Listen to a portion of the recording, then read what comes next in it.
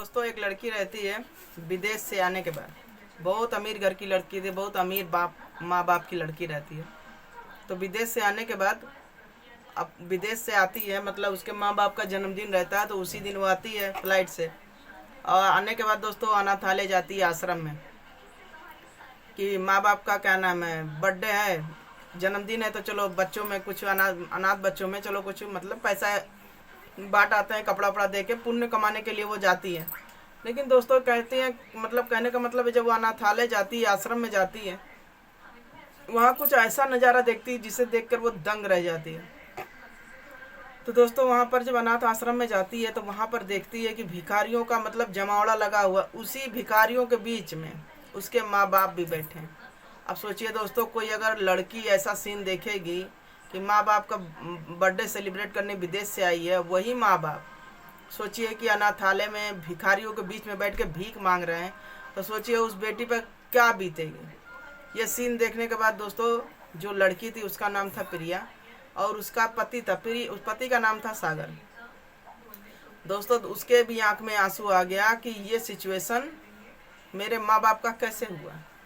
तो दोस्तों देर न करते हुए आपको हम पूरा इस ब्लॉग में पूरी कहानी बताएंगे, और अच्छा लगेगा तो लाइक शेयर कमेंट जरूर करिएगा।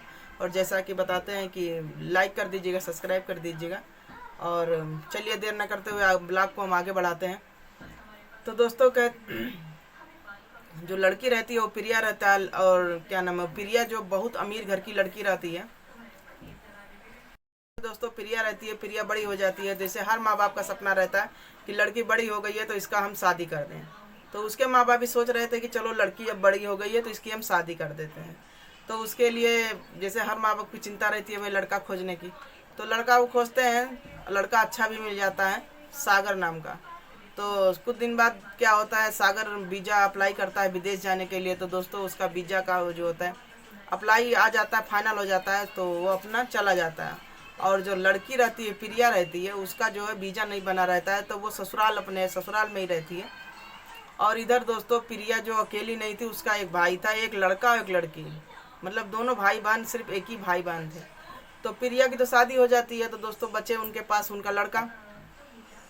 तो बहुत ज़्यादा आजकल सोसाइटी में तो आप लोग जानते ही हैं कि बेटा ही हो बेटी ना हो, उसी पे आधारित दोस्तों ये छोटा सा ब्लॉग आप लोग जान गए होंगे कि बेटा और बेटी में अंतर करने वालों का क्या हसर होता है, कि जो एक काम बेटी कर सकती है वो बेटा नहीं कर सकता।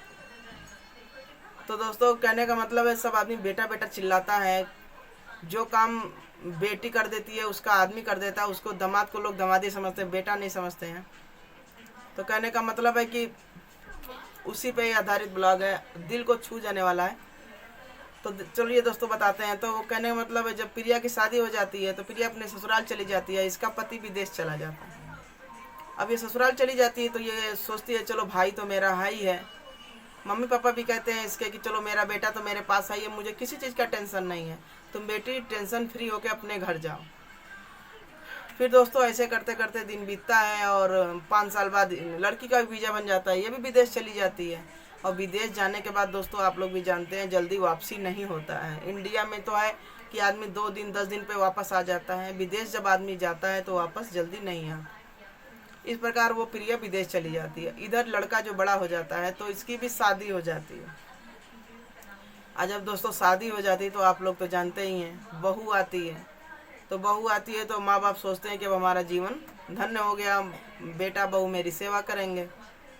अब ऐसा करने मतलब कि किस्मत वालों को ही होता है जो अच्छा सेवा सत्कार करने वाला मिले। लेकिन कहने मतलब कुछ लड़कियां ऐसी माहौल गंदा की हैं कि बहुओं के नाम पर कलंक है, घर को आते स्वर्ग बना दे, कहीं नर्क बना दे। तो जैसे कि प्रिया का जो भाई था सागर नहीं, प्रिया का जो भाई था दिनेश, तो दिनेश की जब कहने का मतलब शादी होके घर में बहू आती है, तो कहने का मतलब जब लड़का नहीं साथ देगा तो उसकी वाइफ कहाँ से करेगी। जब लड़का माँ बाप की इज्जत करेगा तो लड़की तो ऑटोमेटिक करेगी। तो दोस्तों यहीं पे कहानी अपोजिट थी। जब लड़का जान जाता है कि ये माँ बाप कहते हैं 10 बच्चों को पाल लेंगे, लेकिन अगर ये बच्चे जो होते हैं एक माँ बाप को नहीं पाल पाते हैं, जीवन का सत्य है। तो दोस्तों ऐसे ही माँ बाप का भी खर्चा बढ़ रहा था दिन पे दिन। कहने का मतलब है जब हाथ पांव ढीले हो जाते हैं बुढ़ापा में तो वही हाथ काम करने लायक नहीं रहते हैं, जैसा कि इसमें प्रिया के पापा का भी था। अब वो बुढ़ापा में क्या करते बेचारे। तो लेकिन इसकी जो दिनेश की जो वाइफ थी वो हमेशा ताना मारती थी कि हम 2 लोग का खाना नहीं बनाएंगे, हम 4 परिवार का बहुत ज़्यादा खाना हो जाता है, जितना कमाई आता है तुम्हारे माँ बाप पे खर्चा हो जाता है। तो कहने का मतलब है कि अब इधर दिनेश भी टेंशन में, रोज़ एक ही बात सुना सुना कर अगर कोई औरत सुनाए तो आदमी टेंशन हो ही जाता है, जैसा कि दिनेश को हो जा रहा था। तो फिर एक दिन इनके पिता का भी मतलब शुगर था, बीपी बहुत ज़्यादा था, दवाई वाई सब दिनेश को ही करना पड़ता था।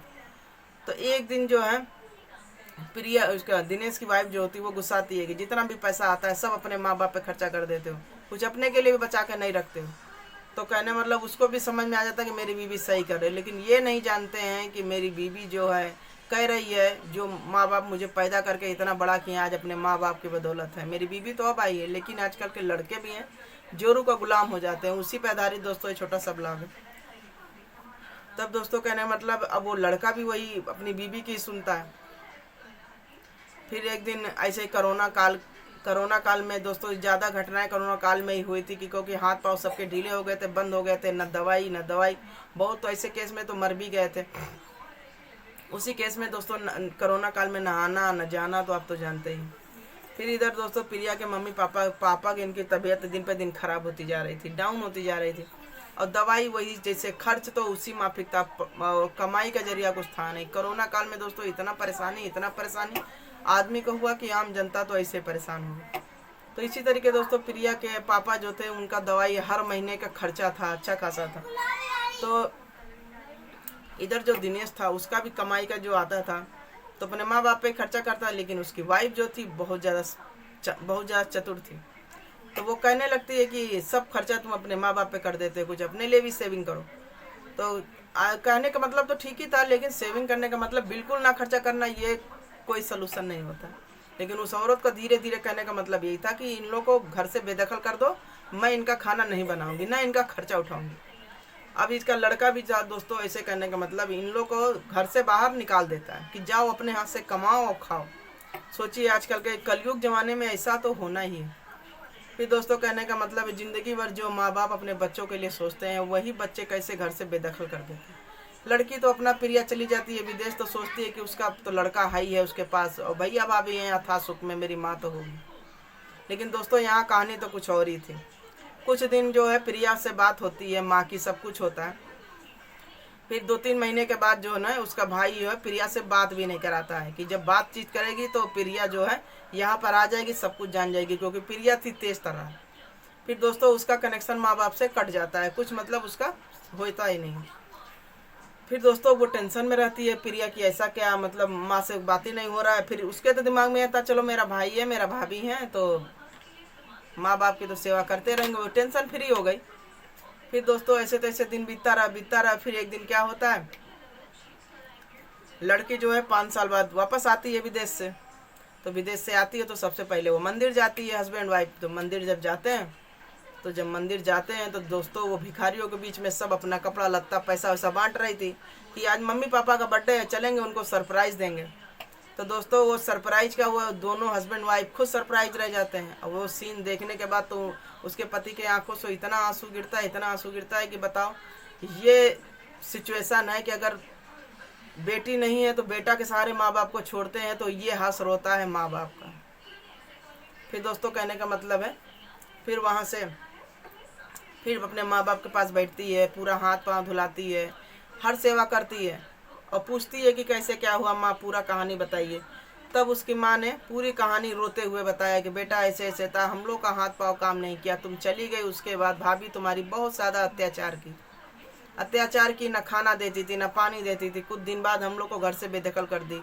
तो हम लोग जाएँ तो जाएँ कहाँ, भिखारी तरीके बहुत भीख मांगे, लेकिन कोई कितना दिन भीख से पेट पलेगा। फिर हम लोग मंदिर पे आके बैठ गए कि यहाँ सब कोई खाना देता है, हम लोग को भी मिल जाएगा। और तुम्हारे पिता की तबीयत भी नहीं ठीक रहती थी, तो करते भी क्या, तुमसे बात भी नहीं हो पा रही थी, हम लोग के पास इतना पैसा नहीं था कि तुमसे हम बात कर पाएँ, फ़ोन खरीद पाएँ। सोचिए ये सिचुएशन दोस्तों आ जाती है। आदमी बेटा परेशान रहता है, लेकिन बेटा से अच्छा जो बेटी कर देती हैं वो बेटा नहीं कर पाते। लेकिन अपनी अपनी सोच है दोस्तों, सब बेटे के लिए आदमी आजकल दोस्तों परेशान है कि बस बेटा हो।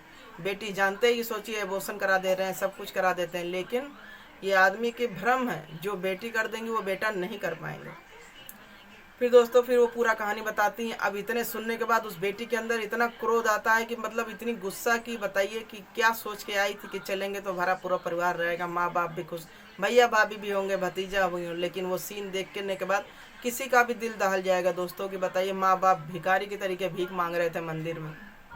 फिर दोस्तों वो करती क्या है, फिर उन दोनों को लेके, माँ बाप को लेके घर आती है। घर पे आती है और इनके जो भैया भाभी रहते हैं वो कहीं चले जाते हैं, तो ताला वाला लगा रहता है। तो वो क्या करती है, ताला देती है तोड़ने के बाद घर में जाती है। और घर में जब उसके माँ बाप बहुत दिन के बाद जाते हैं, तो जब देखते हैं तो खूब रोते हैं कि बताओ, इस बेटी को हम लोग क्या मतलब उतना नहीं समझते थे, बेटे को ही समझते थे। आज बेटी ने ही अधिकार हम लोग को दिखाया, सम्मान दिलाया कि अपने घर में हम जा रहे हैं।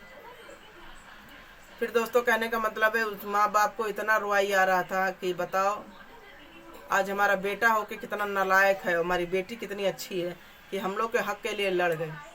फिर इनके भैया भाभी आते हैं, तो भैया भाभी को खींच के एक थप्पड़ मारती है, भाभी को भी भैया को भी, कि ये सिचुएशन के लिए हम तुमको मतलब माँ बाप को तुम लोग सारे छोड़ के गए थे हैं, माँ बाप पैदा करके इतना बड़ा किए, समझदारी नहीं तुम लोग में, 6 महीने से भिखारी के दर दर भीख मांग रहे हैं, तुम लोग को नहीं समझ है, और फ़ोन से बात कराना भी तुम लोग बंद कर दिए। कहाँ की गैरियत है, कम से कम अपना खून था कुछ तो, मतलब वो अंदर से आवाज़ नहीं दे रही थी, मतलब बहुत बातें सुनाई खरी खोटी, लेकिन उसके पे आँख पे तो उसकी बीबी का पर्दा चढ़ चुका था।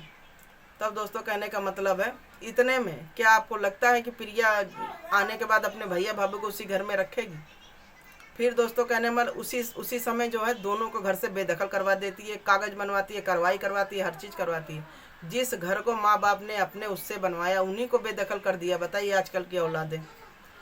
फिर दोस्तों कागज़ की कार्रवाई करवाती है और भाई और भैया को घर से बेदखल करवा देती है। ये सब सीन देखने के बाद उनके माँ बाप भी रहते हैं, कुछ नहीं बोलते हैं, क्योंकि ऑलरेडी इतना वो दुखी थे। सोचिए कितना पल पल वो रोए होंगे जब घर से बेदखल इनके लड़के ने किए।